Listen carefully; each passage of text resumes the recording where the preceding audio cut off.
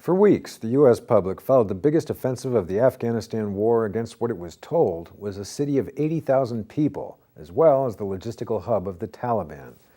That idea was a central element in the overall impression built up in February that Marja was a major strategic objective, more important than other district centers in Helmand province.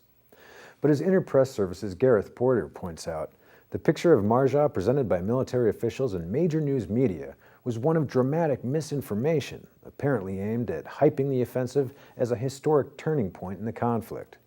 In reality, Marja is not a city or even a real town, but either a few clusters of farmers' homes or a large agricultural area covering much of the southern Helmand River Valley.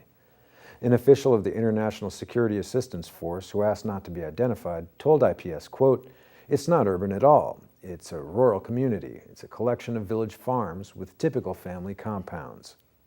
The ISAF official says the only population numbering tens of thousands associated with Marja is spread across many villages in almost 125 square miles.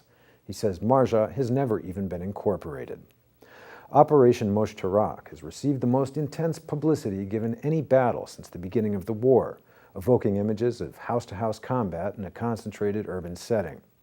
This idea was passed on to the news media by the U.S. Marines, who told the Associated Press that they expected 400 to 1,000 insurgents to be holed up in the, quote, southern Afghan town of 80,000 people.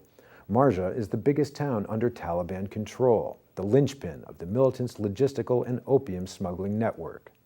The AP gave the figure of 125,000 for the population living in, quote, the town and surrounding villages. ABC News followed, saying the, quote, city of Marja and the surrounding area, quote, are more heavily populated, urban and dense than other places the Marines have so far been able to clear and hold.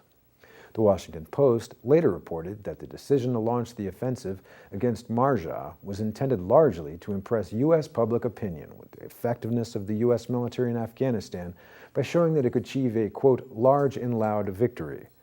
The false impression that Marja was a significant city was an essential part of that message.